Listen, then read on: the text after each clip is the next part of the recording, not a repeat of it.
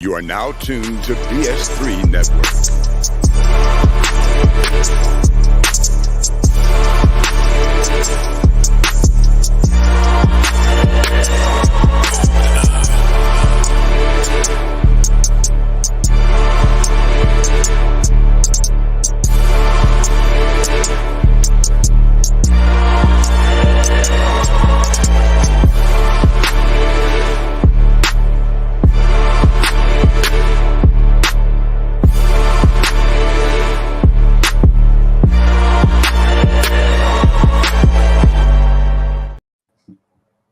Bring back that beat. DJ Licious. You're in the red chair tonight. Yeah, I'm probably gonna be in the red chair from now on, man. I'm like, I was in here because I was working a lot this weekend. We had talked about our hair and whatnot. Again, still capitalizing on the heat from the Super Bowl. When I say if you're not with BS3 Network, don't try to get with us. Don't try to get with us. Serious business. Your chance now. But when I say, man, all the words. Back then they didn't want me. Now I'm hot. Yeah. And I looked over there and I saw them two red chairs sitting there. I'm like, y'all done seen them chairs. Y'all done all been over here. And I'm like, what the fuck am I doing? I should be sitting in some comfort over here, Yeah. And a chair be fitting of a king. Thank you, Alfred. What you say? Exactly. Yeah, we were, again, I'm gonna tell y'all should be buying the off-air conversations of the Fourcast. I'm telling you, we finna start charging for that stuff. Yeah, man. Why not? All right, well, 2 years. Happy anniversary, bitches! I need that. I need that drop. Where the confetti at? But 2 years, man. 2 years we've been doing the Fourcast. A lot of great shows, a lot of great content, and this second anniversary, we're gonna do a little bit different than what we did last year. So we'll be really opening up the floor for questions that you may have for either one of us. I will be talking about our favorite documentary, current film, and throwback. And we just gonna talk. That's what we do. We talk and we dive into films in a completely different way for different perspectives. We've kept true to that these past 2 years. Even with guests, even when it's the 3 cast, and I think we had the 2 cast one night. Yeah, but we still, but we still 2.5s, all that. Yeah, right. We ain't never had no 1 cast though. Yeah, no, can't do the 1 cast. Yeah, and since being, like he said, this year's anniversary is different than last year. Since he done got to pick the first 2, me and Wilkes gonna collaborate on the next anniversary, and I can assure you it's gonna be some strippers, and I can assure you A-Trap gonna get sleepy. I'm gonna just tell you, because for some reason, when you mix strippers, tequila, and A-Trap, it's some sleepiness involved in it. Nighty night. Every time. All right. Put your feet up and chill. But first off, man, how y'all doing? How you feeling? 2 years. A-Trap, how you feeling tonight? I'm good. Good. It's been a great 2 years. Yeah, man. It's been super fun. Yeah, and we'll have some questions for each other. So we're gonna definitely make this fun, make it our own, like we always do. Wilkes, how you doing tonight? Doing pretty good. Doing all right. I got my cylinders in today so I can make my tartare. So that's pretty exciting. You're what in? I have these cylinder molds, and they help me stack the tartare. So I'll definitely be practicing and messing around with that. So sushi tartare, maybe some beef tartare, but we'll see how it goes. I'm so fancy. And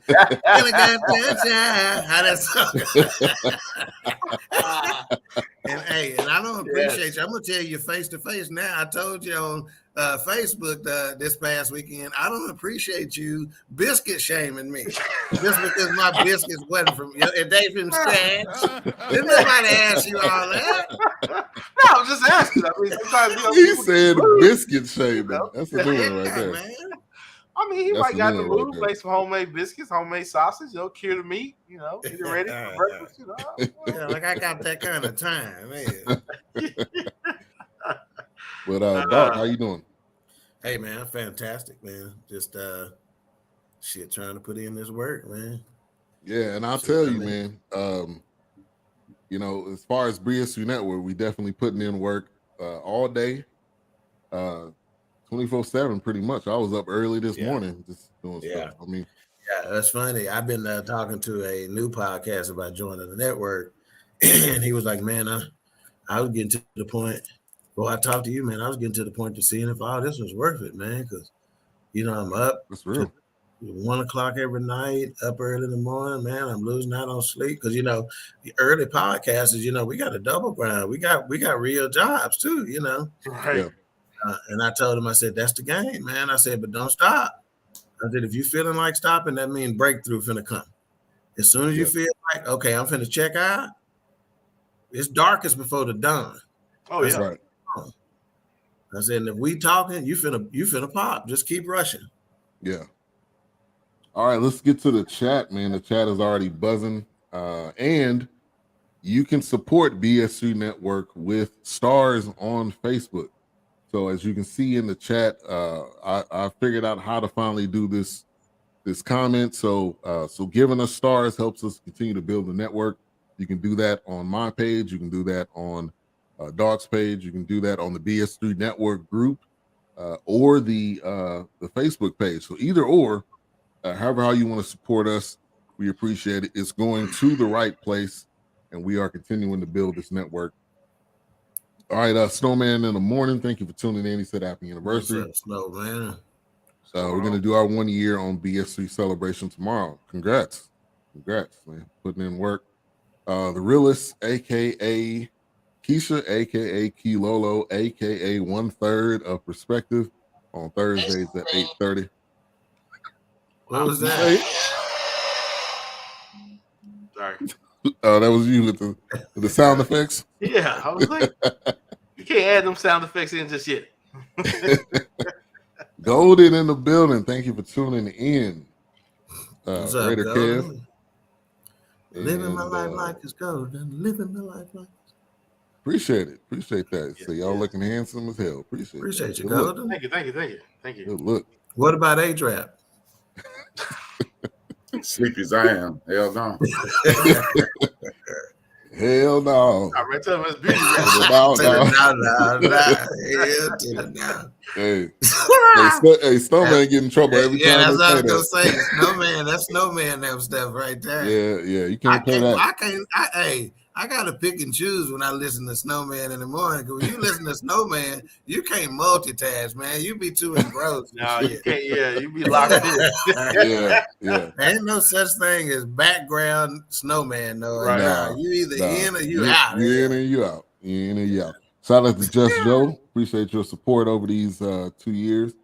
And appreciate A-Trap, man. A lot of these people in the chat come from A-Trap's following, man. I appreciate you throughout these past 2 years. Make sure you check out Into the Bench Media. Yes, sir. And find them on YouTube. Always dropping some knowledge, man. Yeah. Knowledge. And how they A-Trap people, they either got a fancy name, like Just Joe or Golden Brooks or some Raider Kev, stuff like that. Or they got a real old name like Vernon or Theodora, something like that. That's how you know. Beatrice. Bernice. Yeah, that's how you gonna know. Even though Theodora my girl, though. That's my girl. Esther. Yeah, and the support is spread. So, hopefully we got BS3 people coming to A-Trap shows, and we got people coming to Queen 3 and King. So, yeah, it's been great. All right, so origin story. How it all started. I figured we start off with that, and then we got some other things we want to get into.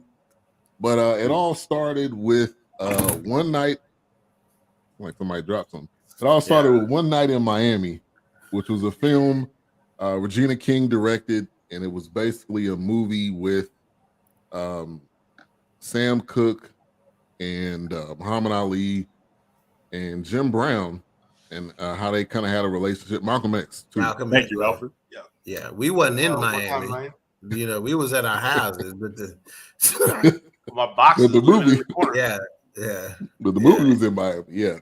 Pastor Dodd in the building. Thank you for tuning in. Appreciate your support. A-Trap hadn't got through building his theater yet. Nothing like that, you know. Nah, we wasn't in Forney. Me and Wilkes wasn't in Forney yet. I was living in boxes. Yeah, them boxes, man, was behind you for a long time. In that first year. Reddy Kev said A-Trap who? I only had 2 side pieces back then. HK. Only 2 side pieces? Only. Yeah, in other words, we were struggling. You know, we were just scratching the surface. Just getting by. Yeah. But we actually played that show, I think a couple months ago. Yeah. But One Night in Miami, that was the initial start. And I wanted to go around the room. What was your thoughts after that first episode? And Wilkes, I'm gonna go to you first. I enjoyed it. I thought maybe I didn't think a name would come. I didn't think really anything would formulate right away. I enjoyed the energy and just talking about movies. And I love movies. I mean, growing up, in my house, I mean, movies was it. My mom definitely watched a lot of different movies, and when they showed more movies on regular TV than they do now. Now you got streaming services, but no, I enjoyed it. I enjoyed the not really banter, I guess, but this kind of conversation and bouncing it off of each other and just getting different perspectives of it. But no, I liked it. I like I said, I didn't expect it to go any further than that. I thought it was going to be, maybe once a month or a spur, whenever it happened, but I didn't expect a weekly thing. Yeah. All right. A-Trap. I mean, I truly enjoyed it. Actually, the origin story was the week before that. Remember, Ben? It was with before Wilkes and Dog. When we did that recap, right? Yeah, we did the recap. And you were like, you think it'll work? And I was like, yeah. And then 2 weeks later, you had 2 different guys. And I think Wilkes and Doc definitely were a better fit. Not that I can't think his name from Philly. Courtney Harden. Yeah. Courtney Harden. I think we had Eric. Yeah, I think Eric Smith was on that first. Yeah.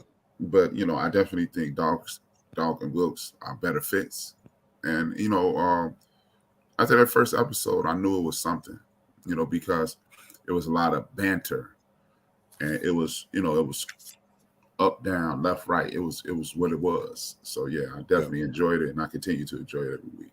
Yeah. And honestly, this was kind of just came together because I knew Doc. I mean, it's been like 15 years or so, and everybody commented on One Night in Miami on their own Facebook pages, or at least a couple of us did. So I'm like, okay, this would be perfect.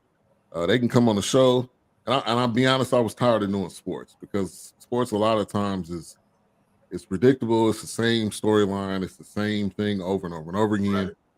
Yeah. So I'm like, I need to do something different, and this was really right up my alley. So I was excited. I really got that excitement after that first podcast. I did. It kind of rejuvenated that excitement, and then we're all different. We all got our own perspectives. Me and Wilkes obviously work together, so we always talking about movies anyway. So it kind of say it around Dog. Yeah. Don't tell nobody. So yeah, it was just a perfect situation that lined up. So but Doc. Yeah, let me just say this. After that first show, I hadn't been that high since I can't tell you when. One time I smoked this bud, and it felt like I was getting unscrewed counterclockwise. That's how high I was, right? I was sitting at a bar after I burned a piece of it, and I was sitting at the bar, and I felt like I was rising counterclockwise. So I called my cousin. Now let me tell you, see if you got this kind of family. I called my cousin, my first cousin, the one we only 3 months apart in age. Him and my mama was super, super tight as sisters growing up, right? So I called him and I told him exactly that. I said, man, bud, I just got me feeling like I'm getting unscrewed counterclockwise. He said, I'll be right there. And that joke, instead of saying you need to quit, you need to ride, I'm going to come right there. I'll be right there. I'll be right back. So my point in saying all that is that the high I got off of that show, that first show we did together, was undescribable. It was euphoric, and after the show, it was almost like we were stunned. We were like, I remember us asking each other, like, it's almost like we didn't know what the fuck to say. Really. Pretty much. Yeah, it was like, what just happened? Leave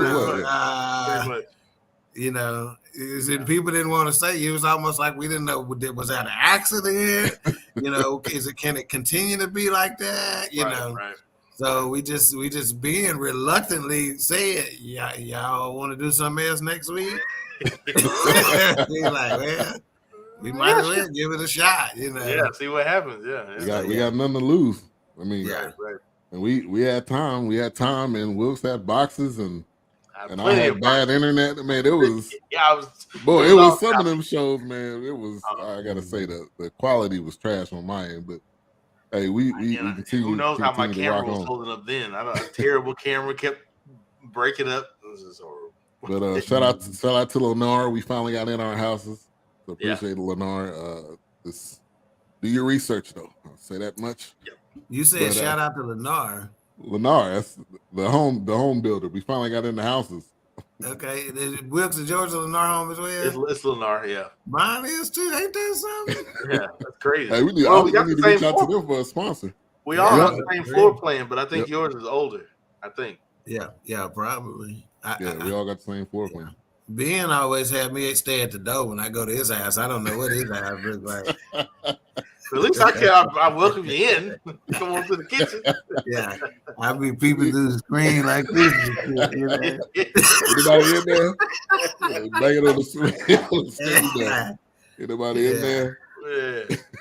Yeah, I already be sneaking me chocolate chip cookies out the door. Sliding through the peephole. Oh man! But man, that first show, I knew we had something just because it gelled so well. It was crazy because we didn't know. I knew everyone, but they didn't know each other. Right. So it just kind of came together organically, like we say. So we're gonna come up with a couple questions for each other. I kind of just made a list, and I'm gonna kind of figure it out. So let's kind of just go. We can go around the room. Those of you tuning in, if you got questions, definitely drop them in the chat, whatever it is. And this is Blue Streak right here. Blue Streak, free. Yeah, you're a 4 awesome team, 4 awesome black men doing great things. Congratulations. We appreciate you. Thank you. I started watching because I thought y'all was about to review Killer Nah. No, not quite. No. Blueless man. All right. So I'm gonna ask a question for Doc, and then Doc can ask a question for A-Trap, and then Wilkes can ask a question for me. All right. So I know you're the traveler. Where is somewhere you would want to live outside of the U.S. permanently? Let me just say this. This Negro done Google, what is some good get to know you questions? they may want to know. We'll be back to do it too. Top 20 get to know you questions. Icebreakers. Thank you. Shout out to Chuck Willery. Thank you. This Chuck is saying Chuck Willery. Hey, Wilkes. We'll be back in 2 and 2. I used to love that show, man. Love it. Hey, maybe that's something we can do on the network, man. That's a good programming. The dating game show like that. I'm sure. That was fantastic. We can do anything. If we get a setup in a studio or anywhere. We got to get this building, man. Yeah. Absolutely. Gotta get that building fund started. Mm-hmm. Yeah, been had a building fund for 15 years. Ain't put a doorknob on the church. Yeah. The pastor died. No offense. Yeah. Okay, so where I would want to live now, based on a lot of the stuff that I'm seeing, man, I would have to say Africa. Africa. And one of those towns like Tanzania that's right on Tanzania, which is right on the water and stuff like that, and I don't know how true it is, but I've been seeing some things about certain guy, like I think it was Ghana or somewhere like that they will give you like $60K or something like that to relocate or give you some land or something like that, But needless to say, hey, if I could stay in Tanzania, or Tanzania, depending on how you pronounce it, that would probably be pretty high. I have not visited. My family is supposed to go plan a trip in this summer. But you know how it is getting Negroes to answer, questions and stuff and tell you stuff. So I'm like, I ain't even asked for no money yet. I'm just asking questions and I can't get. Hell, if I start asking for money, it's gonna go cricket. So I can play your cricket. Go sideways quick. Yeah. Yeah. So it's still high on the list on where I need to go, but I got a feeling I'm gonna have to go with, just take me 2 or 3 side pieces with me and go. But yeah, I think that would have to be it, is Africa and that continent, and more specifically a beach town like I said, Tanzania or Tangier. What's up, Courtney? Appreciate you for tuning in. Yes, all sir. All right, Doc, you can ask a question to A-Trap. Okay, to A-Trap. Okay, let's see. Okay, this is a great A-Trap question. If you could, now just so you know, just to pull back the curtains a little bit, I kind of wrote up my questions thinking I was going to ask each of you the same question a couple of different times, right, on a couple of different questions. Okay. But needless to say, we'll probably have time to go around with another one. So for A-Trap, if you could time travel to any year in a time machine, what year would you choose? The location, you can add that, and why. If you could travel to any year in a time machine, what year? Question: do I have to be me, or am I just an anonymous individual? No, you got to be you. You got to be you. You got to be you. You got to be you, man. You can't affect the timeline. No. The reason because I wouldn't want to affect it. Yeah. I recently asked this question by my homeboy Pat. If I could, okay, I'm gonna ask it 2 ways. Because see, let me ask you this. I'm gonna tell you why I'm saying you got to be you. Because as an anonymous observer, you may not be. They may be impervious to you, so you may not be in any danger, right? Because some of the time periods you got to be thinking, well, shit, I ain't finna go to the old west. I might get. No. I'm saying, do I have to be Brian Williams? Can I just be Ivan Dawkins? I could just be Ivan Dawkins and never identify myself as the person who I am. Yeah, no, I think it's Brian. You be yourself, okay. Yeah. Well, I'm gonna answer it two ways. The first way, I would go back to meet Malcolm X. If I have to be Brian Williams, I'm gonna go back and meet Malcolm X. Okay. That'll give me an opportunity to meet a bunch of other people that I want to meet. Right. That's what's up. 1960. So I can meet Malcolm X. I can meet Stokely. I can meet Dr. King and things like that. If I had the opportunity to go back and not be me, I'll go back to 1968. I'll meet my father. I'll just hang out with. That's why I said, can I not be me? Because now I'm gonna just hang out and talk with him because I never met him. He died 4 months before I was born. Yeah. So I'm gonna hang out with him and I'm gonna get to know him. Right. That's the reason I asked, can I not be me? Yeah, that's what's up. That's good. You know, I get to meet my pops. Yeah. And you know, absolutely. And it's ironic that you asked me this. My man Pat asked me this recently. That's why I said, can I just go back? And whoever telling me, I've gotten multiple texts of people saying that I'm opening my mouth too wide when I drink this Gatorade. But all y'all, come on, man. Y'all lucky Pastor died. Let me just say this. Y'all lucky Pastor died in the building. And we trying to maintain our NC-17 rating. I get it, y'all.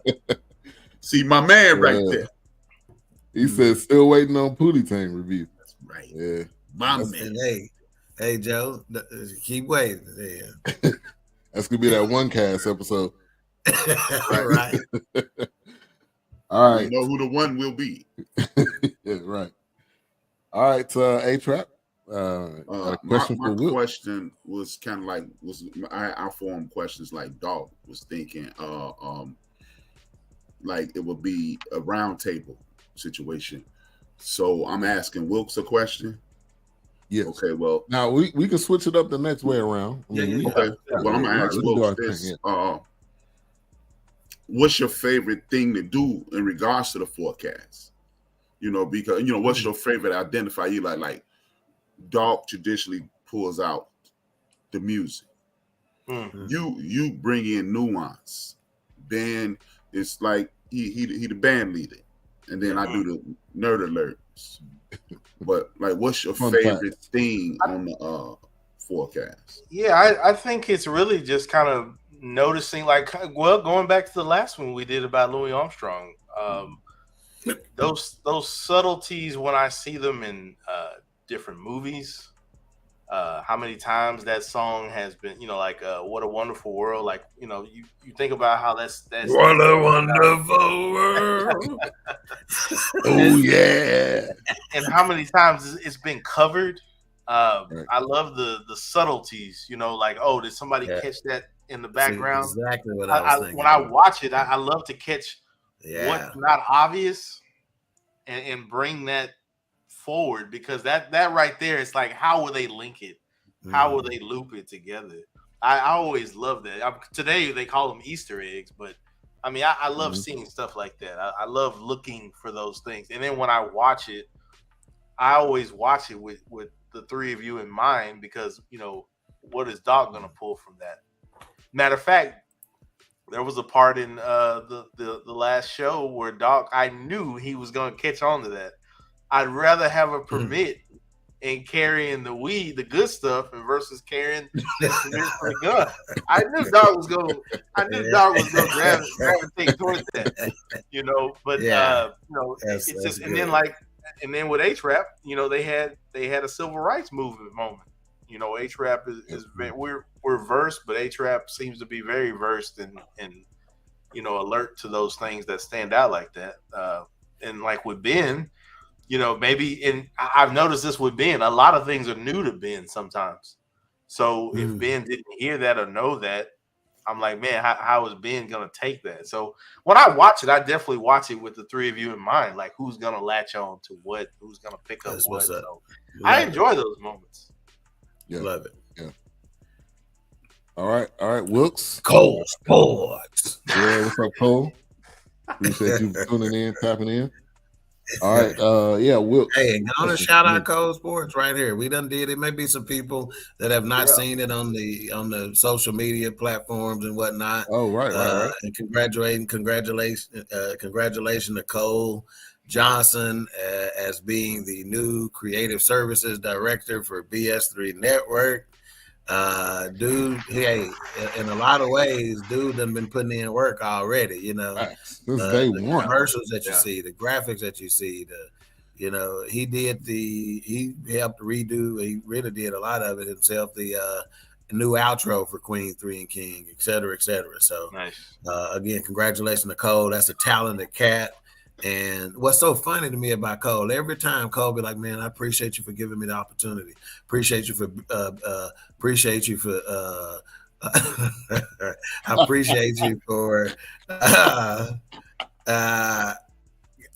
That little ass chair you sitting over there, your back out of me. Nah, this chair is bigger than the other one I'm sitting in. It just looked like it. But Just looked like it's that. surprising. Somebody with his talent is still operates in enough humility that he thinks I'm giving him a shot, or I'm believing in him. Man, do you see you? Do you see what you're doing? So I really that's the kind of cat that I just want to, spread your wings, man, go, So again, very happy to have Cole on the team and look forward to see where he takes this. In fact, hey, Ben, just think about the other project we got going on that we can't announce yet and how quick he was on that. Yeah. Whew. Yeah. Real quick. Whew. Real quick. Just a quick name, but anyway. Yeah. Hey, Ari. They said hi. All right, go ahead, Will. Oh, who? You didn't tell me who I was asking the question. Oh, to me. Oh, and then we're gonna switch it up the next round. Let's see here, man. I got questions for everybody, but I guess the biggest one. Have you noticed your works are not in vain? When did you notice that? Wow. Wow. Ooh, that's a good question right there. Y'all wanted questions. Hey, you came with it, boy. Let me get some of this. Let me get some of this blessed oil right here. Yeah, blessed oil in the get that bitty hand the sanitizer bottle now. But yeah, whenever people show their appreciation and they're just like, "Wow, man!" Like a guy the other day said, "Wow, man, you I noticed you was up early sending out emails." Right. And so when people just, I think when they're amazed at what I'm doing, that's how I know. Or when they say, "Man, I wouldn't have been doing podcasting if you wouldn't have said something," or I wouldn't have thought of it this way if you didn't approach me or come to me. So yeah, those are those moments where I'm like, yeah, I'm doing what I'm supposed to be doing. Nice. That's a good question. Because sometimes we kind of overlook that, or we. I've always heard, with certain pastors, or just a prayer warriors, anybody, you pour out so much, but who's pouring into you once you've poured out so much? Yeah. When John the Baptist felt unworthy to baptize Jesus, at that moment, it was like, hey, I'll pour into you.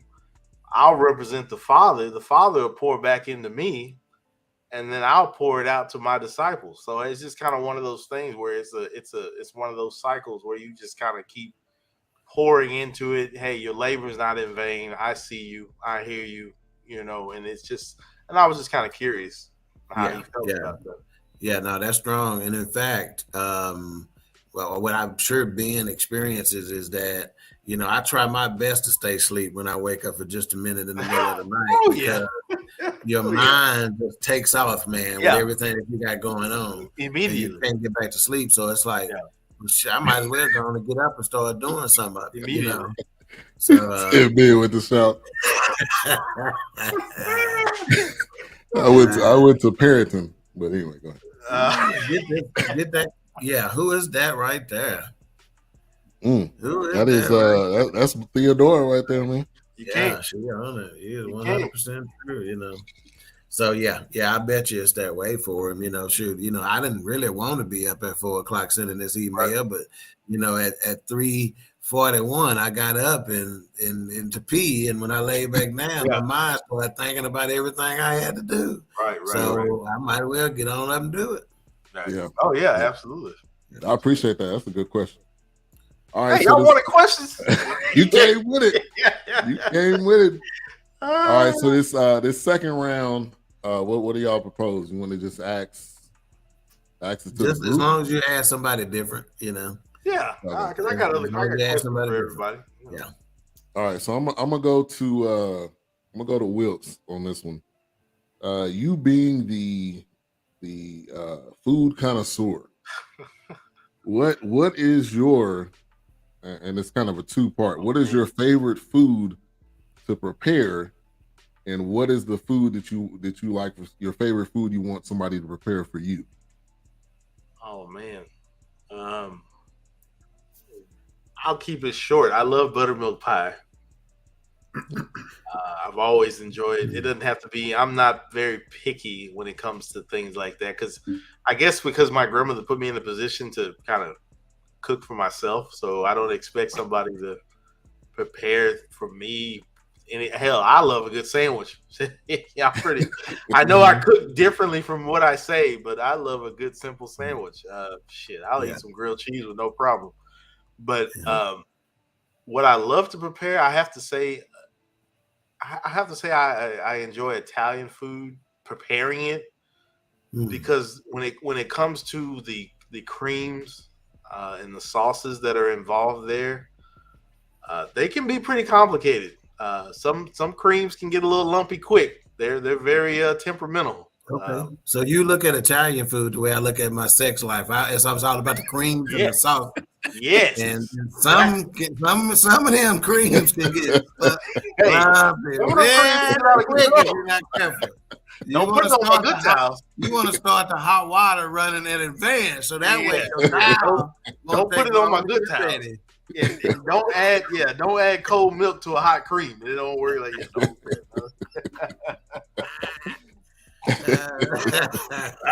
Man. Yeah. And don't use aged cheese. It lumps up. So don't use aged cheese. So. But Italian's my favorite. That's my thing. Okay. This food talking about message. Hey, he dropping some food. He dropping some food knowledge. Hey, Cole, man, we appreciate you for real, man. Me and you, we go back. So you're a solid dude. But Wilkes, I need to taste that your pasta though, because you make your own pasta. Yeah, I do. Right? I love, and I've heard it's nothing like store-bought pasta. It is. You can so I'm interested in I'll have to. I can whip up some pasta dough and and make that happen. Yeah, no, it's the funny thing is that real pasta, it only I say real pasta, but I guess if you make it homemade, it only takes about 2 or 3 minutes to boil.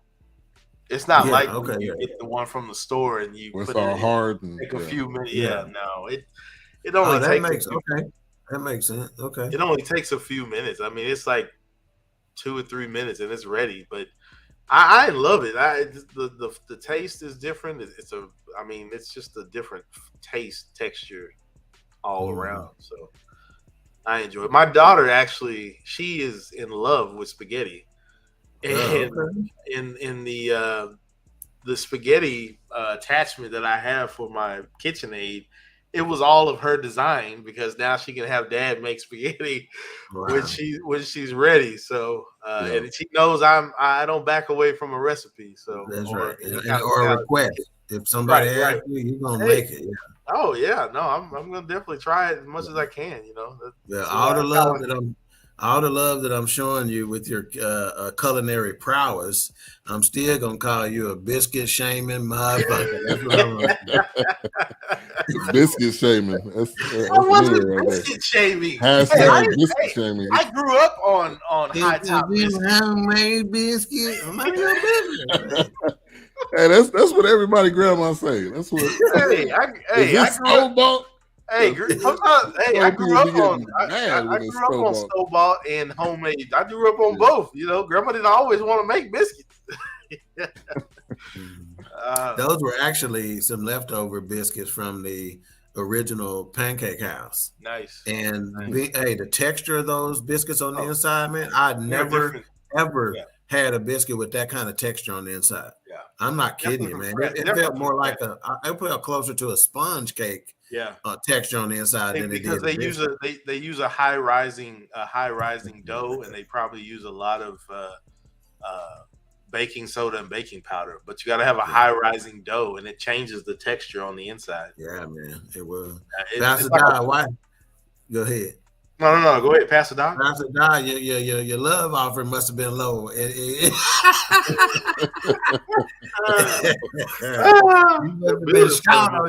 You must have been shout on your love offering.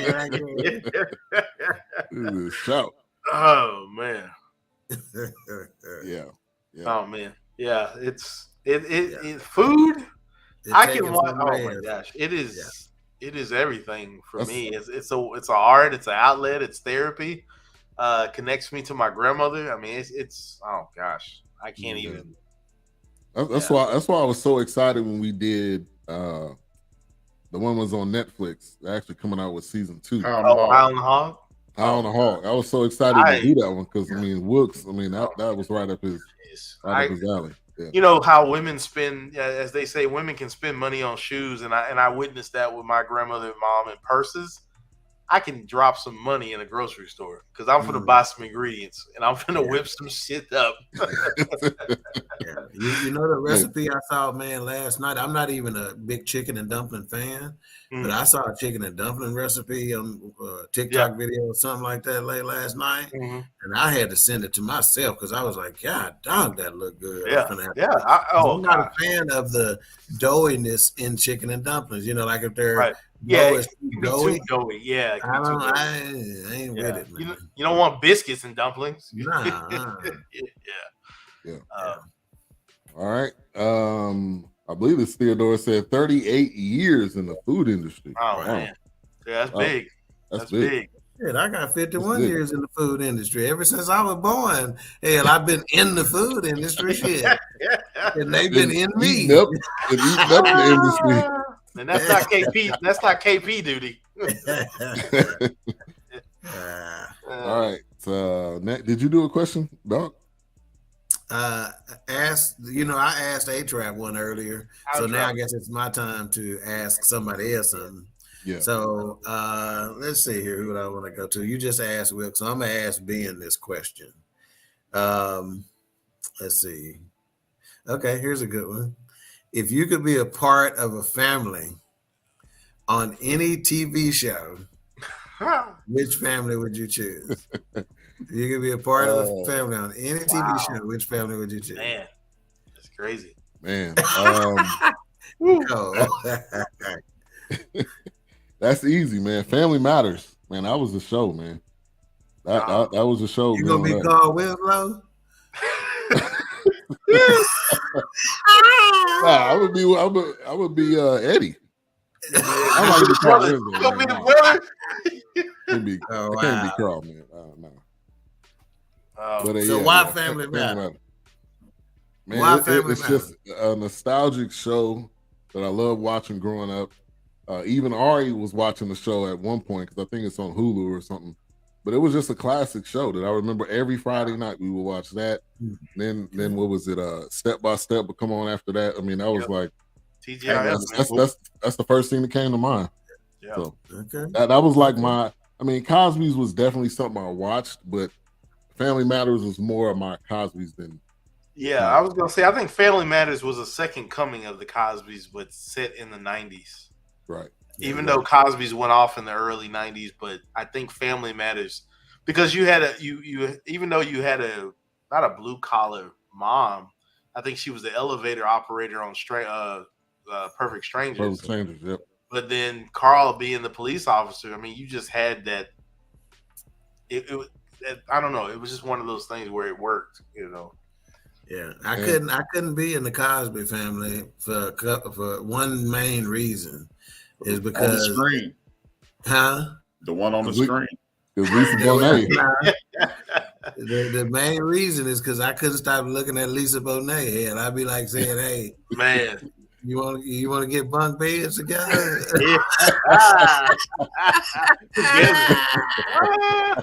Yeah, man. Yeah. Now when I'm thinking about it, I don't know with Laura Winslow. I don't know. I might have been the friend or something. Hey, what's that show? What's that movie that Lisa Bonet did with this white cat? I forget. Mickey Rourke. It was wasn't it like some freaky movie, man? It was something trippy, man. Yeah. I can't remember. It's Mickey Rourke. Yeah. Hulk or something like that. Yeah, that movie was trippy. Angel Heart. Angel Heart. Yeah. Is that it? Yeah, that might be. It looked exactly weird. what it is. That movie was. Oh gosh. Yeah. So now I couldn't do Cosby, and then I scared Bill might accidentally slip some shit in my drink, so I don't want to. He wouldn't do that to the dude. Wake up with my pants around my ankles or something like that. Shit.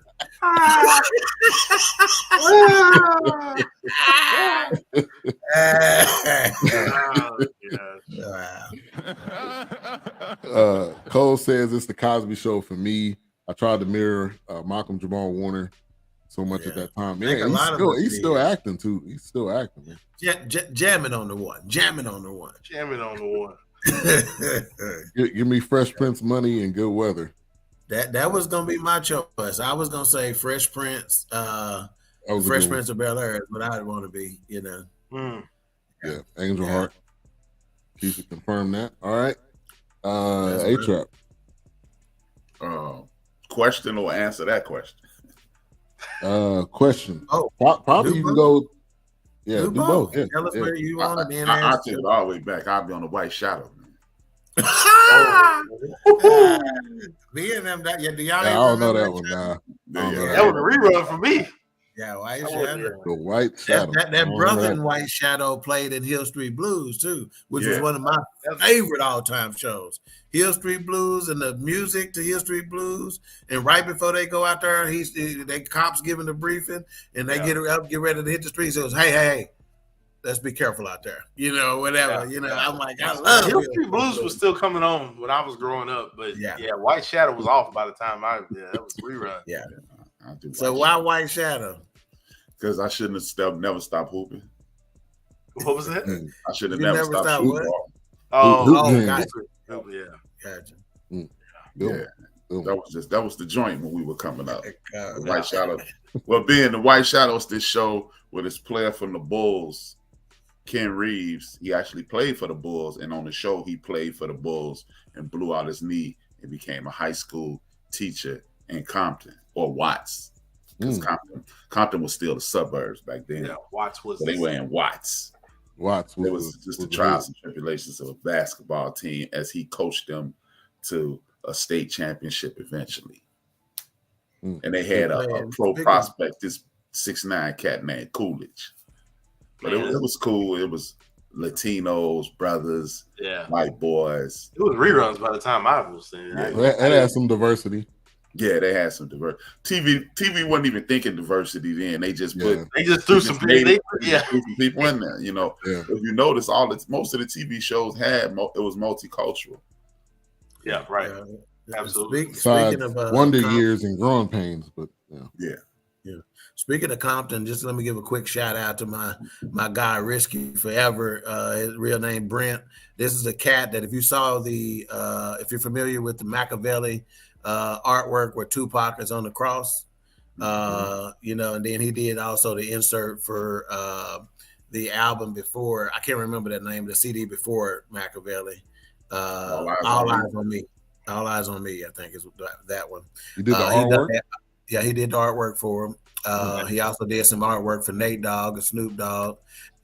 He was originally the Suge Knight is who first saw his work and introduced him to Pac and a couple other guys. So just shout out to him. He actually lives in Dallas now. Rapped with him this weekend, so hopefully he'll be on. I'll have him on Queen 3 and King here pretty soon, But yeah, he may be watching. So I had really good talks with him. I had one of those Ivan and H-Rap talks with him this weekend, So they was super dope, but good cat, man. Good cat, real brother, So shout out to him, straight out of Compton. Yeah. All right, NWA. And I'm gonna try to get him. What I'm gonna try to get him to do, man, is do an artist rendering of BS3 Network instead of the computer generated graphics. I'm gonna have him do an artist rendering of it. Maybe to get him to do an artist rendering of us four, on some kind of little situation. Queen 3 and King, couple of things like that. So stay tuned. More to come from that guy who's, like I said, done one of the most famous CD covers out in the in the industry. At least during that era. Yeah, man. At the very least, absolutely. That's what's up. All right, Wilkes. I actually want to ask Doc. Oh, wait a minute. We didn't H-Rap. Oh yeah, I didn't ask a question. He didn't get to ask. H-Rap. Well, I'm gonna go to Doc. You mentioned we mentioned we are at that age where we getting up in the middle of the night peeing at least once. You're gonna pee. You're not sleeping all night no more. Yeah. You might be resting, but you better be taking that your prostate bladder flow supplement. I'm gonna tell you that. Yeah. So, but and being you know, podcasting takes a lot of. It does take a lot of thought. You know, it sucks up about 8% of your brain. Yeah. What do you do to get away from the thoughts of podcasting? Because I've been telling you, you just ain't been listening. Let me put this quote back up here that'll tell you exactly what I do to get away from the thought. Because I'm telling you, but at the same time, some of my best work, some of my best ideas come at that time. It's one of the reasons why, to be perfectly honest with you, H-Rap, I don't get away from him. Even when I'm doing things that are enjoyable and relaxing in life, I still have ideas that come to me, right? And if you're considered a creative, right? And if you're considered a dreamer, imagine, right? You know, you can't, creatives and dreamers, you can't turn that off, especially when you're in that season. So I live a spiritual life, right?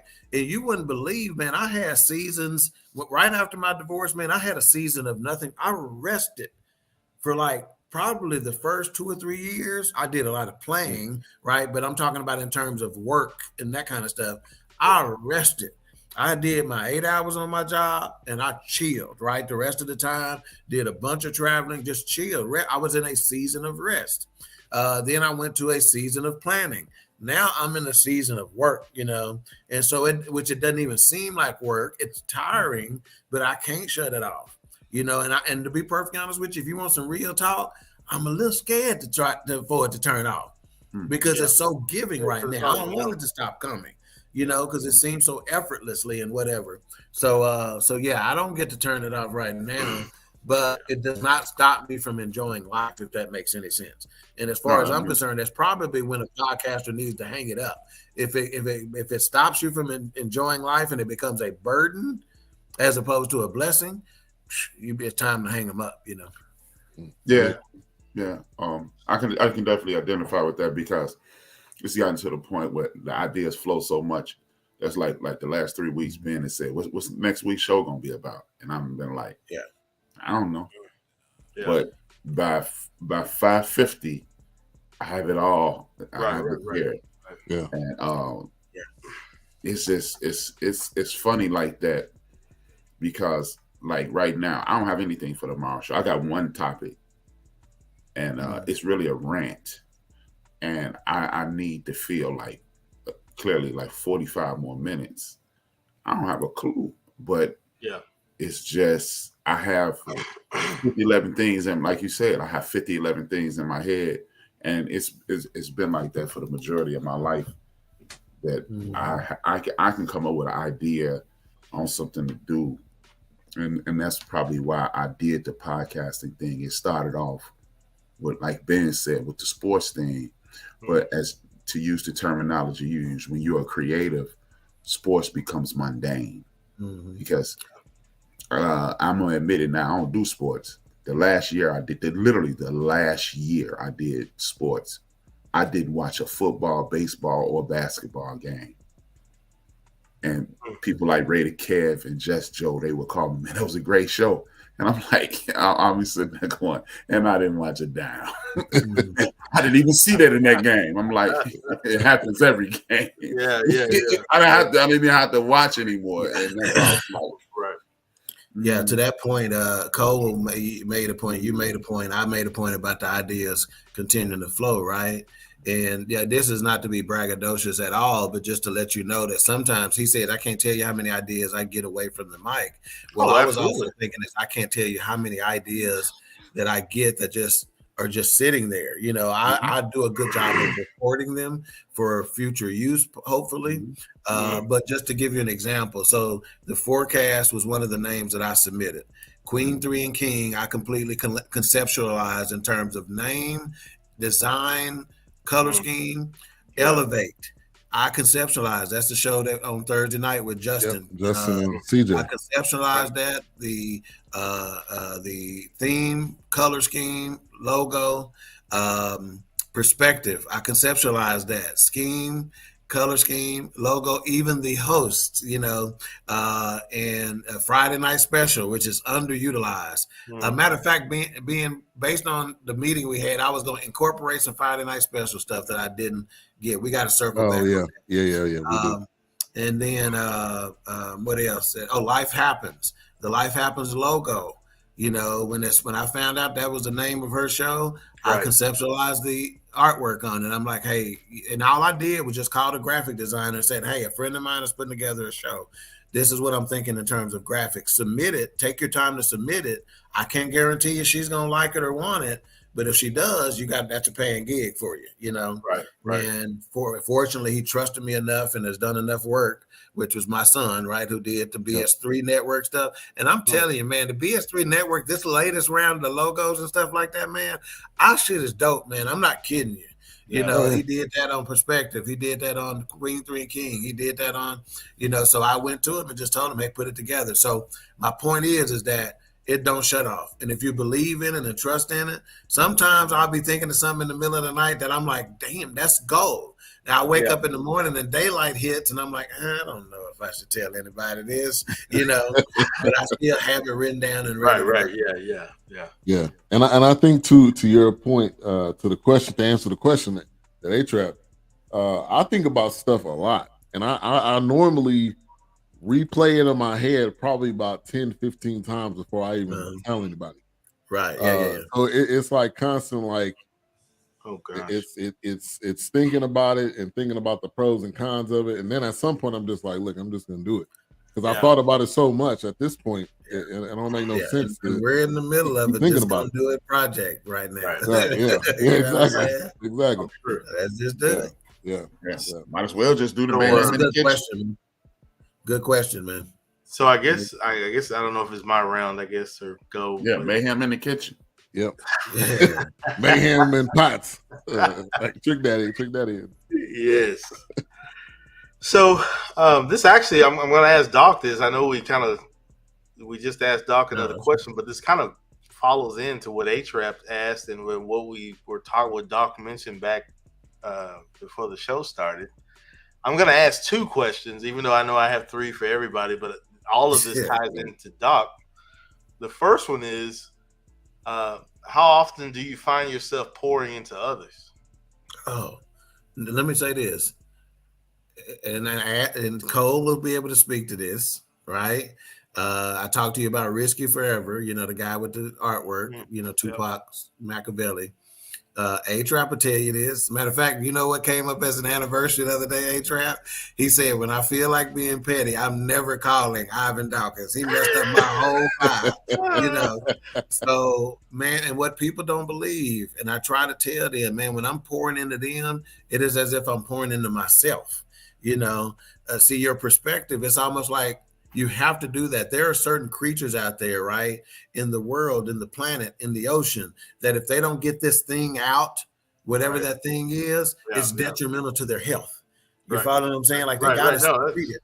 If it gets clogged, even us, right? There are certain things that we got to get out of our bodies physically, and if not, it could kill us. It would be poisonous to us. Right. So same thing with that. When I pour out to somebody, I got to get it out. So even though there's a mix of being drained afterwards because, you're basically giving over of your spirit to the Holy Spirit so he can talk through you, because it ain't me. I'm not that smart. I say that all the time when I'm talking to folks. I'm not this smart. This ain't Ivan talking to you, But again, I get to do that often, and I still wish it were even more often, and you want to talk about a blessing to be able to do so, man.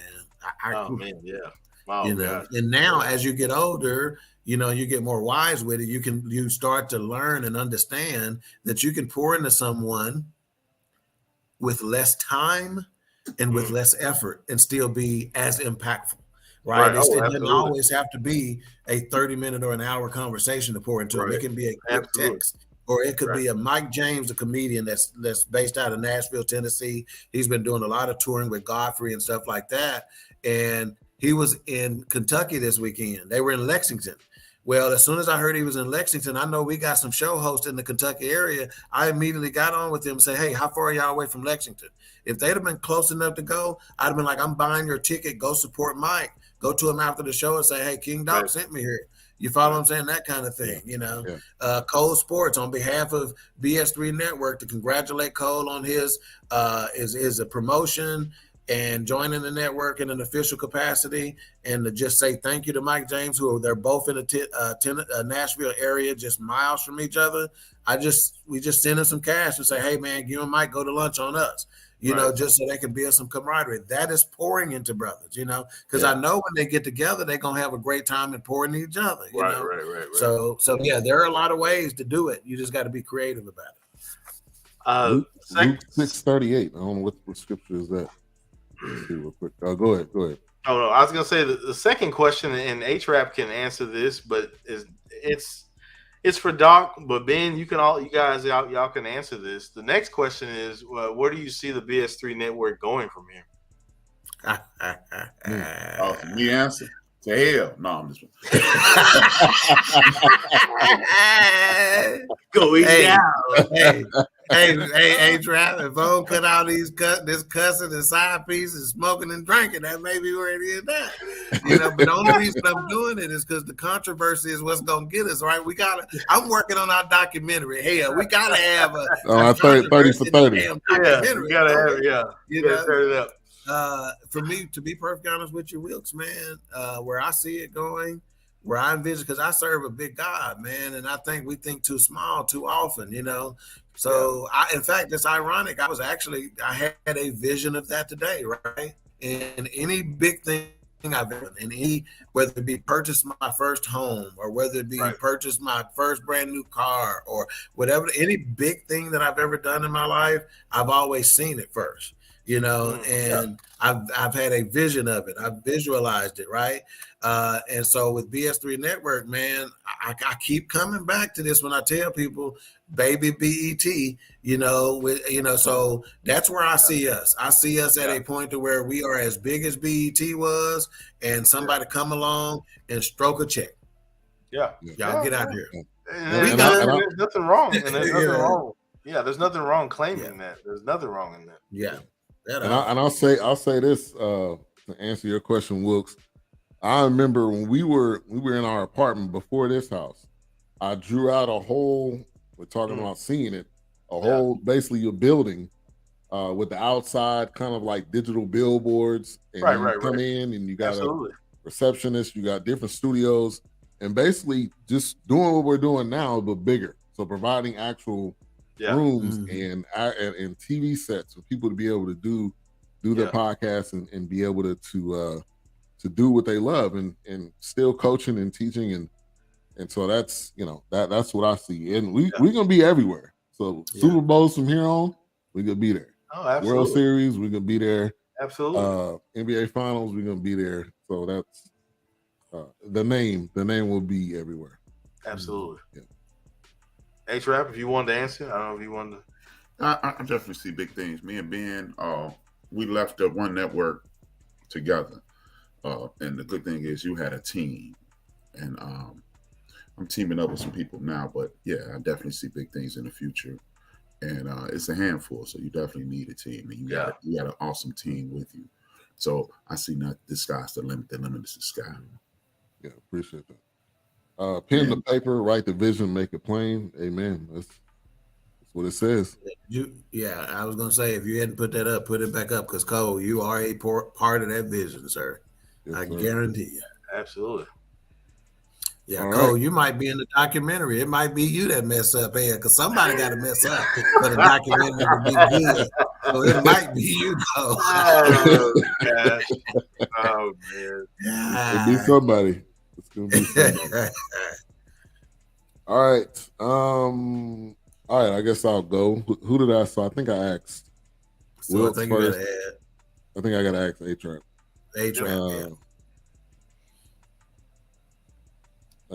Out of your sports teams, which one do you most want to see win a championship? Out of your favorite sports teams, the Raiders. Okay. That's what I Greatest would ever say. won since I was in 7th grade. Now I'm tell us, 53. because I'm that's a good 53. 2. that's a good question to tell us why the Raiders are your team, because I don't think I still fully absorbed that either. Okay, the Raiders became my team because actually is my mother. My mother made the Raiders my team. My mother introduced me to football. I was very physical on the basketball court, and guys couldn't handle it. And it's not a humble brag, but I was thick. I was a thick little dude, and I could jump very high, and people couldn't handle it, so they started complaining. He too wild. He too physical. So my mother introduced me to football. So I'm like, man, this works, because now the very dudes who were complaining, I could knock you down now. I'm gonna hurt you. Yeah. So, I'm watching football every week, and I'm 7, 8 years old, and this team, the Raiders, the Bears were trash. I mean, I'm talking about, boy, hot bag of doodle every week, man. Bears, the Bears are so bad at this point.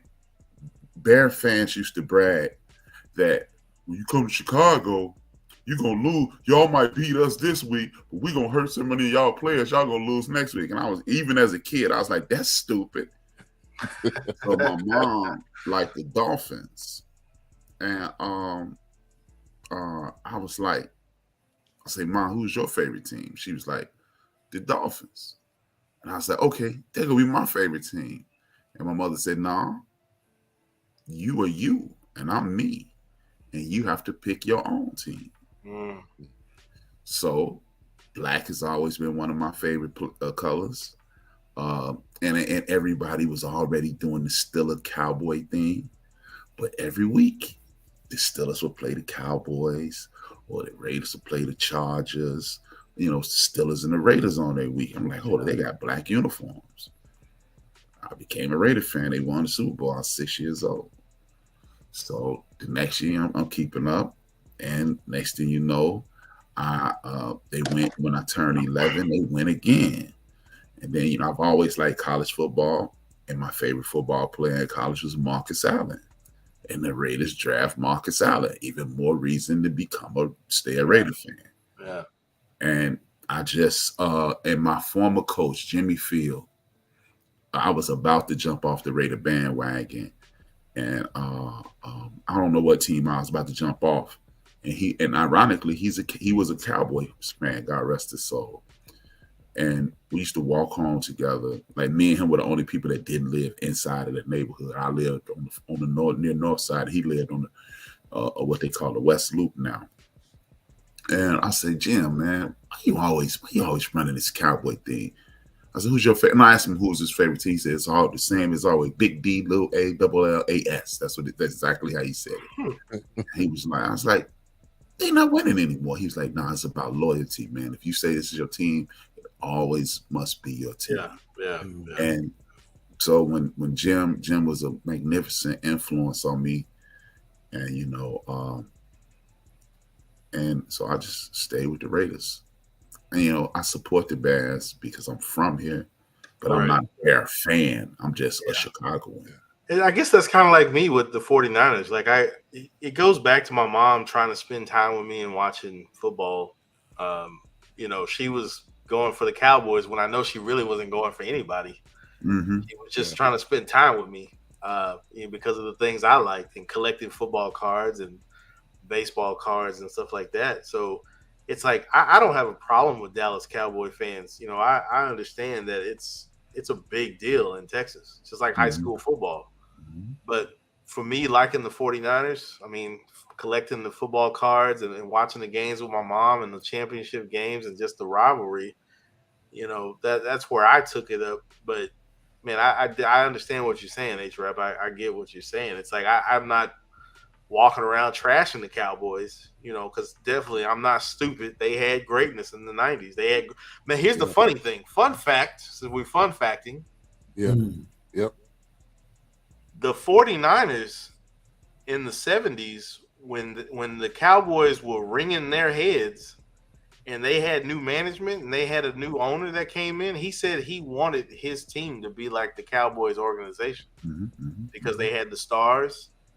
they had the grit, they had the players, they had the names, and even the players then were wearing fur coats. Yep. Hollywood. Thomas Hollywood. Exactly. So the 49ers pretty much patterned themselves after trying to be like the Cowboys. So once again, the Cowboys, I know people hate to hear it, but they've been the standard. It's just what it was. And here go another fun fact. When Jerry bought the Cowboys, he went to Oakland and talked to Al. Yeah, oh yeah, Al Davis, that's right. Oh yeah. He went there before he bought the Cowboys. After he bought them, after he first bought person he talked to was Al. Al was probably the reason. You could even tell he used to wear the same type of sweatsuit that Al used to wear. Yep. He mimicked his business after Al. That was his boy.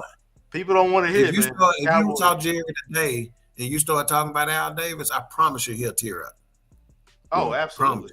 That's why I said, see, here's the thing about being a fan and being loyal. That's why when A-Trap was telling that story, it's not just because what they're doing now, it's the history, it's the longevity, it's what, you built that on, and I'm sure every football, basketball, baseball fan can understand that.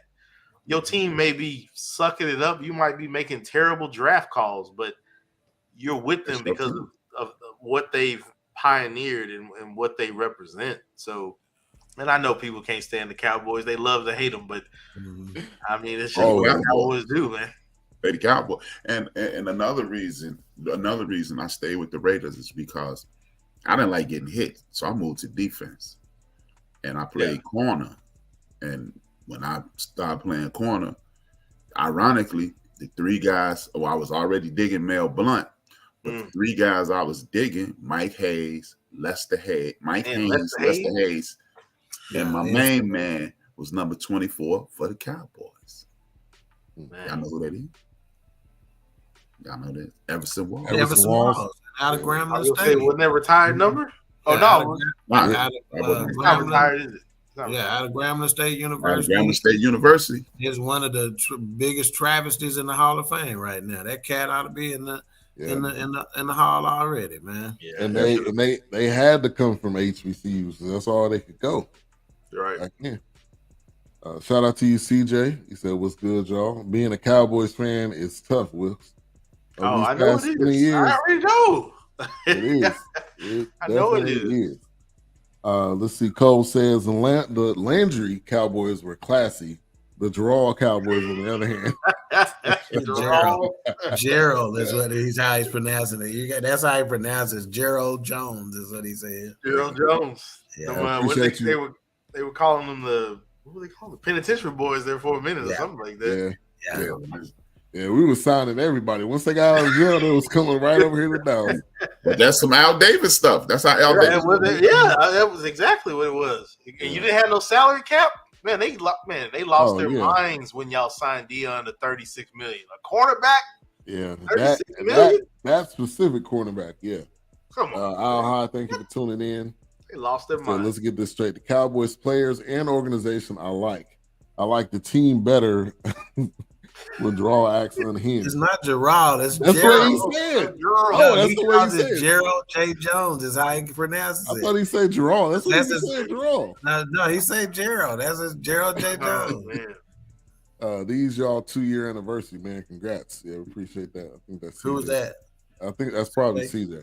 All right, Facebook users, go to StreamYard.com/Facebook. We can see who you are, but that was CJ. The fandom is grossly delusional and unlikable. The majority of the fans are. I'm not gonna lie.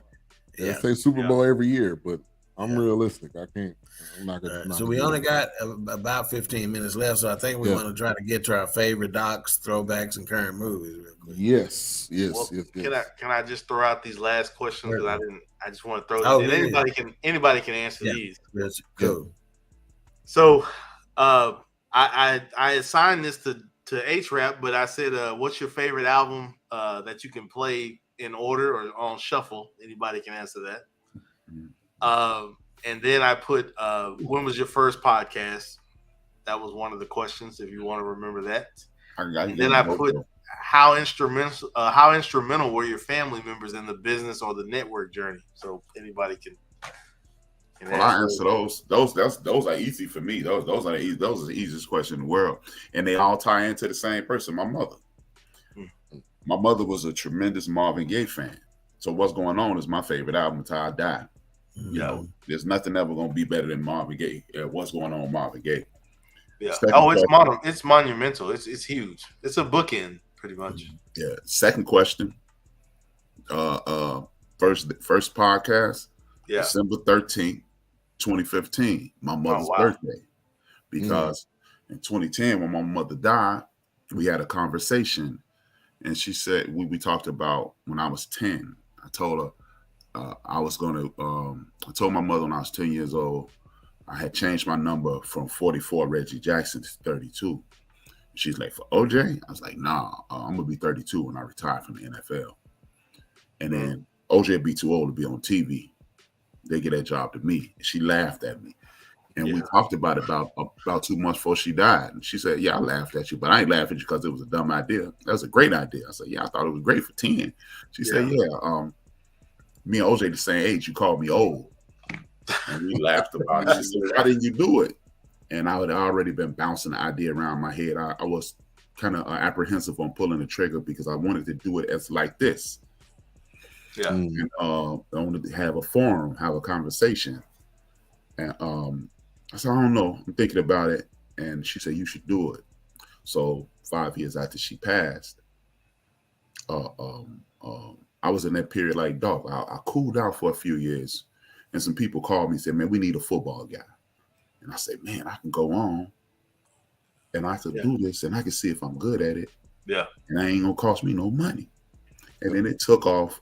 And like every once in a while, you'll see First Lady of Chicago Sports pop up. Me, her, this dude named Cook, this dude named Chip. We started. And for whatever reason, it disbanded. And then I just started to end the bench on my mother's birthday that same year. Wow. 2015, December 13th. That's when I started to enter the band. I had the name and everything. I had created the H-Rap persona on Twitter. And my goal was to create the fan base first. And I literally said, at some point, I keep giving out these opinions. Somebody's going to say, when's your next show? And it happened. And that's when I did it. Wow. What was it was something. Well, you pretty much answered that. It was the favorite album. Yeah. The favorite album, How Instrumental Was the Family, and then what was the first podcast? And of course, there was one for Doc because I know he's a music head. I noticed he posted a classic artist today on Facebook. I was going to ask him when was his first concert, and for Ben, that was pretty much the instrumental. And there was one. Oh, and then H-Rap. When did you realize getting the message out to the masses about community strength? So anybody can answer these. I just had them separated for everybody. Yeah, just real quick on the concert. My first concert was at Reunion Arena. It was Heavy D, Kid and Play. Nice. Digital Underground. Oh wow. And it may have been Queen Latifah, might have been with him. But that was my first concert ever. I was a senior in high school. That's big right there. One of the biggest moments, because when Digital Underground did the Humpty Dance, the entire arena was doing the Humpty. I'm talking about the entire arena was doing the Humpty Dance, man. And I'm talking about dope. So that was one of my first ones, and they were good together because they were coming out on stage when the other person was performing. The other groups were performing. They were coming out and singing their songs with them and stuff like that, just kind of on the side, but they were doing their thing with them. Yeah. So that's it for me. The first concert. And somebody asked about the album. Luther Vandross's greatest hits album, the 2 CD, the two CD, the double disc, CD joint, the double disc. We don't miss. Let it roll. Just let it roll, man. Yeah, it don't miss. It don't miss. Yeah, it don't miss. Yeah, I'll say I don't know which. I think it's Superstition. Stevie Wonder album. Now, in high school, there was a period where that's all I listened to. I think it was probably for like a whole school year. I wore that CD out. I don't think that CD worked no more. And it's very interesting. Cole started his January 5th, 2016. I 2 weeks started after me. mine, at the end of 2015. So we all started around the same time. And look where we are now. Yeah. My wife named Cole Sports after I did the hook for her in 2012. The best of Luther Vandross. Oh, it don't miss. Be the love. Yeah. It don't miss. Big Luther or little Luther? It don't matter. It don't Big miss. Luther. Big Luther. Oh, yeah. It don't miss. Jerry Curl Juice. Jerry Curl with the tracksuit. With a bucket of chicken on stage. And I heard somebody say, if you see that album cover where he laying down on the ground with his head like this, that album finna be cold. Shit. Yeah. Get that. Somebody said I have the album Stevie Chili Wonder. sauce. It's my mom's. And the album you're talking about being a Talking book. Okay, cool. Yeah, man, classics. When you believe in things you don't understand, you struggle. Right. Superstition is the way. Yeah. All right. That's why I said what I said a few weeks ago, and I'm sorry being real quick. That's why I said I was like, people want to talk about, that's too. I don't want to watch that movie. It's too woke. But wait a minute. But the music been woke forever though. Yeah. Poetry been woke forever though. What you talking about? Yeah. See, You have something that you're interested in that's been woke. Yeah, the deal is most of us were woke by then, right? A larger percentage of our community was woke back then. So it was you couldn't identify, for instance, you can't identify a forest when you're in the middle of it, all these trees. Right. You just think it's a bunch of trees around you. But when you back out of it, so now being woke is the oddity. Right. Back then it was the norm. It was the standard. It was the norm. Standard. You had to be. Yeah. Now it's the exception. Right. It's funny that you say that. I had this supervisor named Mark Barrientos back in '97. Mexican dude. Yeah. Well, he used to brag. He used to brag to his mom. Was Barrientos. Hell, it wasn't. No. Hey, dog, you joking, right? And he is a Mexican dude. If you saw him, you wouldn't think he was nothing but Mexican. But his mother was Jewish, so he used to say he was Jewish. Wow. It's funny. You didn't even know it. But when he heard me and my man Nolan talking about hip hop and the issues of the world today, we were woke, as Doc just said. We were already woke. Right. And he made the complaint. See, that's what I don't like about hip hop. Everything has to be about an issue. I say, yeah. I say, you don't like that, huh? No. I was like, so, you want stuff like Stevie Wonder and Marvin Gaye, right? He was like, yeah, that's what I'm talking about. I was like, oh, okay. That's all they wrote about. Right. I was like, yeah. Listening to the lyrics. It's not all they wrote about, but still, that some of the what's going on? I mean, what did you think what's going on was about? Right. Come on, man. He thought that was the next album going on to the record player. Because it wasn't a turntable back then. It was a record player. I'm sorry. I know I kind of derailed it. I know Doc was trying to get to the favorite movies and. No, we good. Yeah, you good. But before you go too far, put Cole comment up there, man. There you go. Whatever money you was finna give the pastor die for his love offering, slide it on the Cole. Because he just preached over there. Society is so woke, the community is undergoing insomnia. Right. Zombies in their own state. Like, come on, man. Stop, man. Yeah. Like, and I say that because I see these comments on like movies that are coming out, and I see people, I don't want to watch that. That's too woke. Yeah, let me see your playlist though. Yeah. Let me see what movies you have been watching. Let me see what poetry you've been reading. Because if you read anything Shakespeare, if you read anything Maya Angelou, I really like that. Yeah. What do you mean? Talking about issues. Talking about what people go through. That's hip hop. Talking about what is from our lens, our perspective. How about that this person's perspective? How about walking around in a Wu-Tang shirt, but you're not black? How about this? That's all they talked about. Basic TV used to be woke. Sanford and Son, Good Times. That's right. All in the family. Head of the Class. Hello. What was the other one? Did you say Good Times? Oh, yeah, Good Times. Welcome back, Carter. Like, Welcome back, Carter. Stop, man. Barney Miller.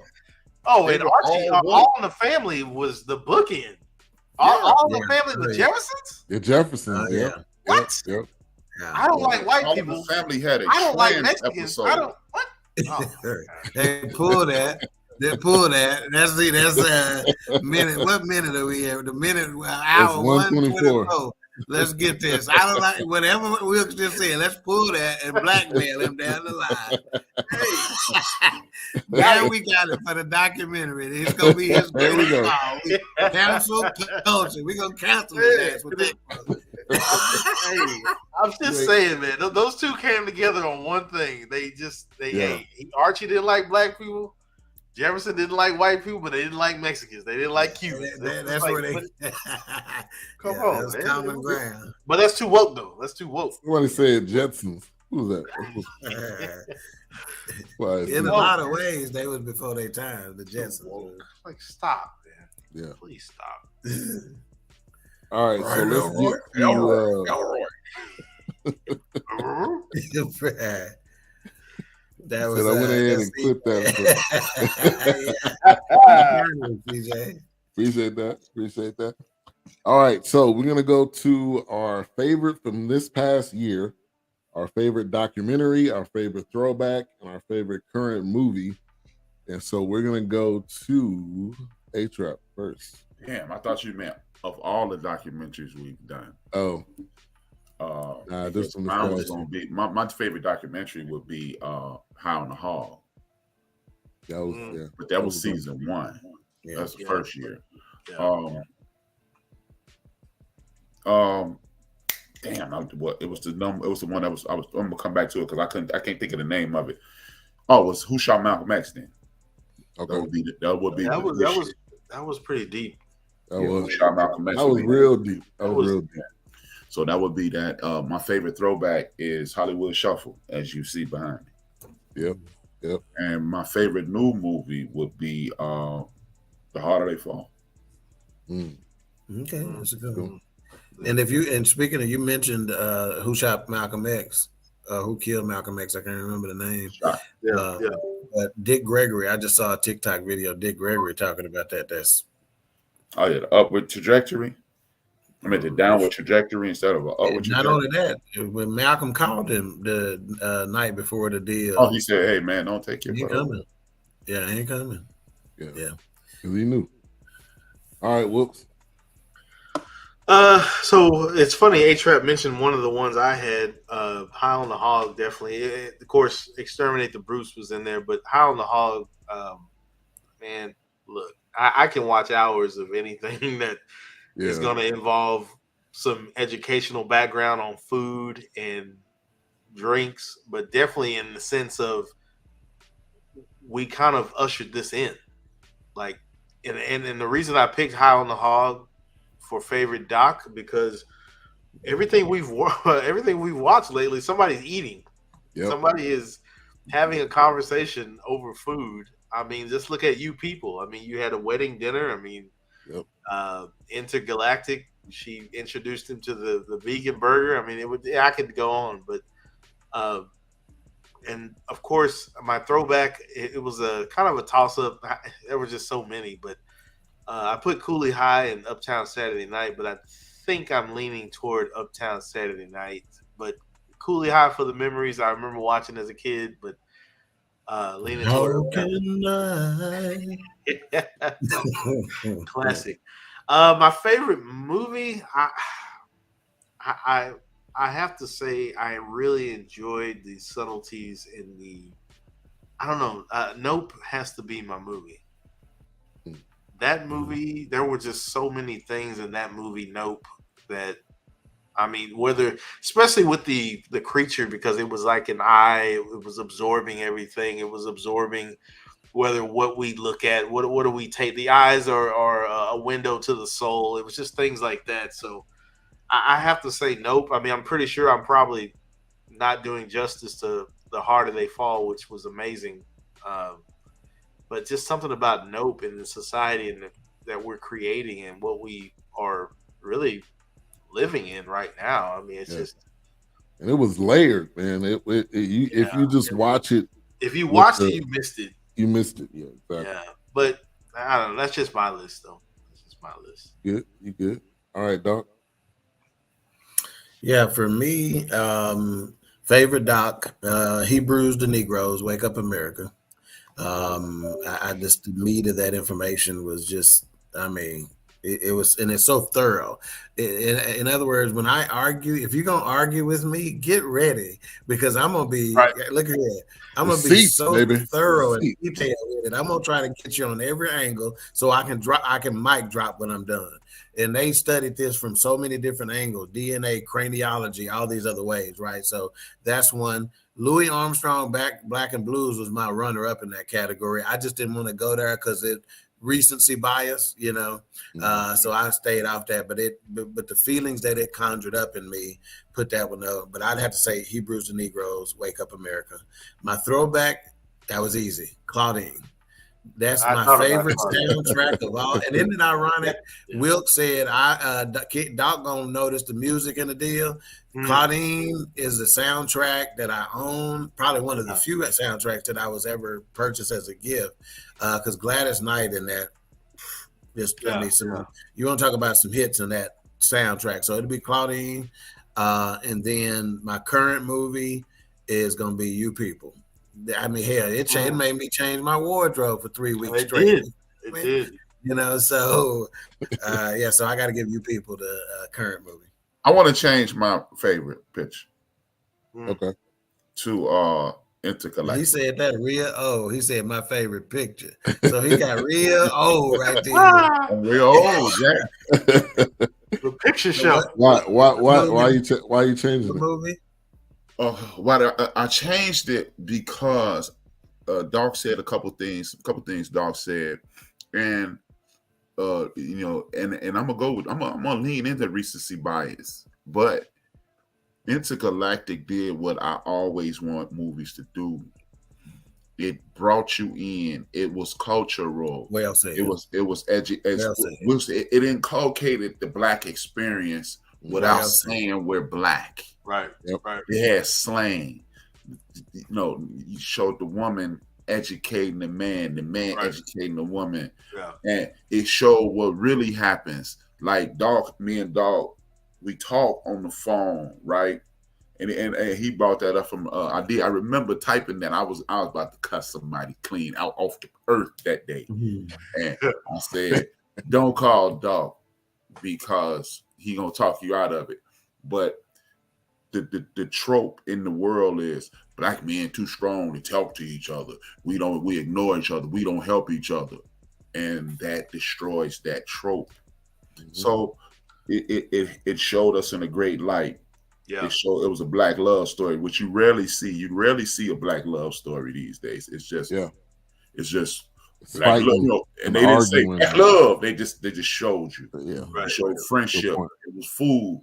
And that's why I went with High on the Hog, because to me, as Wilk said, it's easy to incorporate food into things because food, when you don't have anything else in the world, when you are broke as a joke, somebody will feed you. Like, hey, come on over here, get something to eat. Sit on down. Right.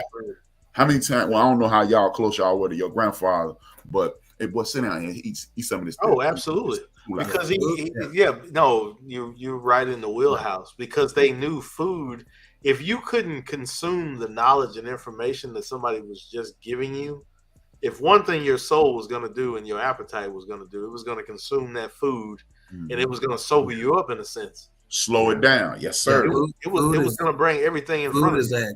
Food is that great connector. Even when A-Trap came here to visit for the first time, A-Trap, where do we go first? Smoky Joe's. We went right to Smoky John's, the barbecue spot, because it's the great connector. I'm like, what better way, to get, it's an opportunity for me to patronize some friends, to introduce A-Trap, and that you could really say that set the foundation for the rest of our trip, because it was so, you know what I'm saying? Yeah, because we kept eating. Right, right. I bonded with people, Mika and her friends, and then that's right.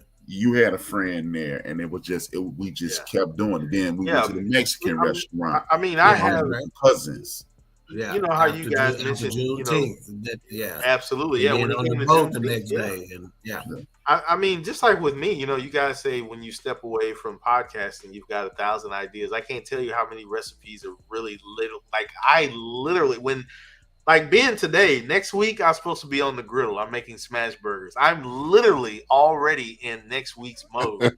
Yeah, because that's how my mind works. It's like when there's a recipe involved, or I hear a certain song, music and food and drinks, but definitely music. When I hit that kitchen, I'm like, hey, Alexa, whoever it is, it's like if it's Italian, play Dean Martin. If it's because it puts me in that mood of you pulling.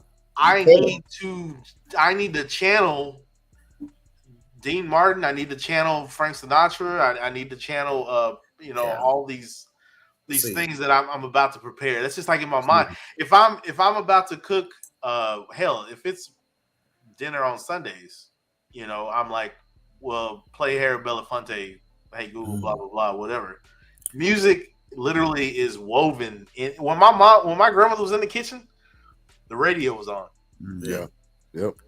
The music helps me zone out into what I'm creating or what I'm replicating and what I'm fixing. So music and food, oh my gosh. Like, I mean, even when I went to Doc's house to help him out, and he taught me some things out there, it was just like, I love that. Like, I absorb everything I can. Hey, was we not jamming though? And I had the music rocking. He had the music. That's what I'm saying. That cookout music. I was by myself. Yeah, I had singing already.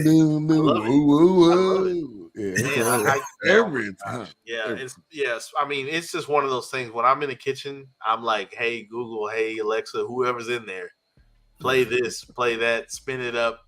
I'm there, man. I'm locked in. Like my wife will tell you. You may walk by and there's some damn hell, I don't know, Ella Fitzgerald playing, and I'm cooking something. I'm doing something. I mean, it's just how I work. But and just for the record, I need the viewing audience to know BS3 Network has offered David Mayhem Wilkes his own cooking show. You knew it was coming. I knew it was coming. Speaking of conceptualized, I got it ready. I got the artwork, got the name, got the music, ready to go. So I'm telling you, last night. Huh? I said, you seen that catfish sandwich last night? Yeah, I sure did. So when we get BS3 Network Studios up and running, and we got the kitchen in that building, I'm not taking no for an answer. I'm just telling you right now. Trust me, it's not even. I'm just telling you right now. No, it's not even a question at that point because I mean it literally like that is my therapy. Working, the funny thing is my dad, and I know I'm probably taking somebody's time here. I apologize. Working on cars with my dad and doing auto mechanics, that's another therapy for me. Whether I'm putting mods on a car or oil change or alternator, something like that. But cooking, oh man, cooking is I am like outer space when I'm cooking because it is zoned in, man. Zoned in, no matter what's going on around. It is my lightning rod. I tell you, I can drop some money in a grocery store. Like I'm there for a recipe or recreating something, or I'm just, oh man, hell, I get jealous when I'm watching some of these universities doing these giant pieces, and I'm like, I need that. Then he on Amazon. Yeah. Oh God, I love cooking, man. It's my thing, man. Gosh. Appreciate you. All right, so for me, because I did from this past year, Hebrews and Negroes. I ain't gonna lie, that completely changed my perspective. Absolutely. It changed how I view life. So that was definitely it for me.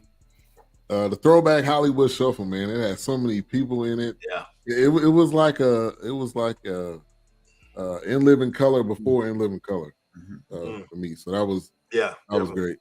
And then You People, man, I've watched that probably 4 times since we reviewed it. I think I watched it twice before we even did the review. So that's a great one. All right, let's get to some comments. I put, what's your favorite review? Cole says, on the come up, the movie was okay, but the conversation about it was off the chain. I don't even remember. We probably wasn't talking about the movie on that one because that movie yet was not. Now we have not reviewed Harlem Nights, right? I don't remember us reviewing that. No, but that it was suggested, or if we could. So I would say let's do that. He said I remember y'all reviewed Harlem Nights, but I don't. It must have been That's something another similar. Fourcast. But there are parallel universes, so maybe he was, Not yet, but we gonna do it. Not yet. It's on the list. I roll. Gladys Knight's remake of The Makings of You. Wow. I think maybe we're talking about the music part. The Isley Brothers sampled that song. Oh, I never remember the Isley. Curtis Mayfield song? Originally made it. Oh yes, okay. That's probably he made a comment up here about Curtis Mayfield. So maybe that was. Love watching y'all review You People and A Jasmine's Blues. Both of those were. Damn, I forgot about the Jasmine Blues because if I thought about that, that would be number one. Because that was definitely Eve's Bayou to me. A Jasmine Blues. Yeah. I got a Eve's Bayou feel from that. Yeah. Brady Cam says Exterminate All the Brutes, hands down, was the best for me. Insights, the deep thoughts, the history. I know it was a difficult subject with lessons learned. It continues. It still radiates. It still radiates. Everything we've reviewed relates back to that. I don't care what the film is. Yeah. We even got a stalker. Martha's Vineyard. Yeah, really. I forgot about that. Yeah, I was on the phone with her for like an hour. Doobie Brothers? Yeah. Don't be on the Doobie Brothers. Even get me started on Doobie Brothers. Classics. Yeah. Minute, minute. Oh, that's a bad jam. That's another album you can put on and just let it rock. They greatest hits. Oh gosh. Doobie Brothers? Oh my gosh. Chicago. That used to be. They used to, speaking of no, Chicago, the group Chicago. Oh, the group Chicago. Yeah, oh yeah. Saw them in Vegas. But Wilkes, speaking of music, the Doobie Brothers, when I used to travel, as soon as I got through security, I got the Bose headphones on and I'm rocking the Doobie Brothers. They used to be a Doobie tradition, Brothers, man. Yeah, their library is so ridiculous. Oh my gosh. Yeah. All right. So thank you everybody for tuning in. We appreciate your support over these 2 years. And we just getting started. Man, 2 years is a baby. So we just getting started. Let's give us our mic rating for the year. Let's give us a mic rating. Okay. Yeah. What would you give the Fourcast for the year? I'm giving us a 4 mics. We ain't giving us no damn 5. We wasn't that good every week. We haven't all been. We was not. No, we was not good. I'm giving us a 4 mics for the 2022 year, basically. We haven't been very consistent. I have to say the least, yeah. We all done missed the show. But I'm gonna tell you why I gave us a 5. Commitment to excellence. We got to maintain it, man. I give you that. Yeah, that's true. I give you that's that. True. We definitely got to come committed to it. We ain't reached it, but we committed to it. We committed. But we gonna stick with it. Coach Jimmy Fields, practice does not make perfect. Practice makes greatness. Yep. Yeah. I agree with you, Doc. I'm gonna say a 4. I think when we do a show, it's fire. No matter who's here. If we can look at Kong versus Godzilla and get some information, really, I'm pretty sure. Early on, man. Early on, that was a good one too. Yeah. But yeah, I'll say 4. He says if Ivan could blaze up on camera, he gives the Fourcast 5 mic. Well, what's the problem? Thank you. Yeah, I been called in the A-Trap show one time. Shit, rolling one up. And I was dropping. Hey, A-Trap, I was dropping knowledge on them too. He's from heaven, baby. And then he stopped. He said, "And y'all see, I'm rolling one, and I'm dropping knowledge." Right. All right, Wilkes. Oh, what's the question? What I missed it. Oh, the mic. Mic rating for the year. He must be rolling one. I have to give it a gosh. I'm gonna have to go with A-Trap on this one, man. I gotta give it a 5. I have to give it a 5 because, like I said, when I watch things, I'm watching it. Yes, but I'm also waiting to hear what you 3 brothers are gonna bring to it because I'll see something and I'm like, man, that's A-Trap, or that's Doc, or that's Ben, or myself, or whatever. But I have to give us a 5. I mean, Ben and Doc and H-Rap, especially with the BS3 network, where I've seen, well, I say where I've seen Ben start in the conference room, constantly grinding. Every Monday. Every Monday, lunch break. I mean, don't tell nobody what I was logged off the phone 5 minutes before. Hey, this is how it is, man. Yeah, you got to get it in when you get it in. But I can't sell you guys short. And I'm not saying that in a negative way, but I got to give you a 5. I mean, you've got amazing people on board. I mean, you've got graphics, you got intros, outros. I mean, you Super Bowl down to your belt. I mean, come on, man. All right, so that gives us a cumulative score of 4.5 mics for the year. Yeah, man. I'll take we won the Super Bowl. We ain't got to go undefeated. I'll take it. Yeah. Good point. And coming up next week, as you can see scrolling down at the bottom, Chris Rock Selective Outrage. I actually seen it live, and me and Wilkes was talking about this. I'll tell you this, that live stand-up went great. So be on the lookout. Netflix could do more live things. Netflix is not going to stop here. If they're going to go after Hulu at this point, if they can get away with live comedy, they going to get away with live TV. And Chris Rock was Chris Rock. From beginning to end, you got to watch the whole thing. And here's the funny thing. That title, Selective Outrage, that's deeper than most people think. Right off the bat. Here's the funny thing. When Beyonce did the Super Bowl and Giuliani came out and said something about Beyonce, it was like all of a sudden everybody was upset. No, somebody had to tell you were upset. You weren't upset until somebody pointed it out. And even then, you decided to get upset. Right. You had to make a choice. Collective outrage is deeper than what most people perceive it to be. It's oh my god. He's gonna touch on a lot of topics. So it was great and classic Chris Rock, and he did his thing. So we'll be doing that next week. I'm upset when I want to be upset. Right. It's available right now on Netflix. Raider Kev said 5 mics. We appreciate that, Raider Kev. Appreciate that, Raider Kev. Thank you. All right, let's go ahead and close this out, A-Trap. Oh, well, hold on. Tomorrow on Queen, 3 and King, I'll go to you first. Tomorrow we are, the title is On the Clock, and it is with a DFW legend, Calvin Watkins, longtime sports journalist for the Dallas Morning News. And this cat, man, he used to work for ESPN some as well, so I'll have him on the show. That was another one of those Super Bowl connections.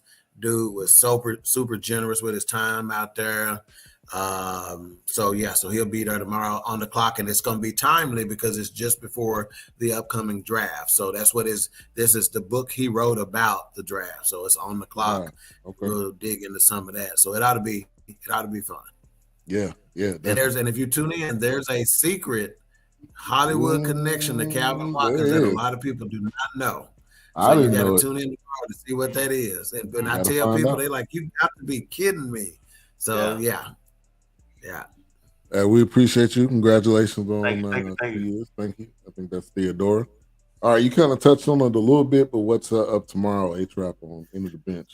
Well, I'm gonna cover some history, but I'm gonna address the Ja Morant thing. That's good. I'm gonna attack men in the black community that's how I'm gonna wrap up the show, because I think we failed. And it's not, oh man, you want to be you want to sell dope and you want to do this, you want to do that. Dog touched on it earlier. We used to be a tribe, now we just a group of men. And that's why Ja Morant did what he did. In my opinion, his dad failed him, his uncles failed him, his homeboys failed him, Michael Jordan failed him, Isaiah Thomas failed him, LeBron James failed them, because we always mention that, like me and Wilkes, we cling. You like dog clings holds to his mom a lot, and it's understandable because I was in the same situation as him. Me and Wilkes, we grab hold of our grandfather a lot, and you had your parents been. Yeah. But one thing about Dog's mother, your parents, me and Wilk's grandparents and parent that we know, they would tell you something that you didn't want to hear. And didn't give a damn how you responded. Hey, real quick, H-Rap, to your point, my grandmother would say this. I literally hear it to this day. The very words out of her mouth, you don't want to hear it because I can tell by your body language. But when I'm dead and gone, you are going to remember these words in this moment. Oh, you spot on. Oh my gosh. So, you know, crazy. And Stax Jackson said some good things today, but I'm talking about brothers in the clique. That's how I'm gonna shut the show down. Yeah. I don't have a clue because I've reformatted my show again, and I do health and wellness.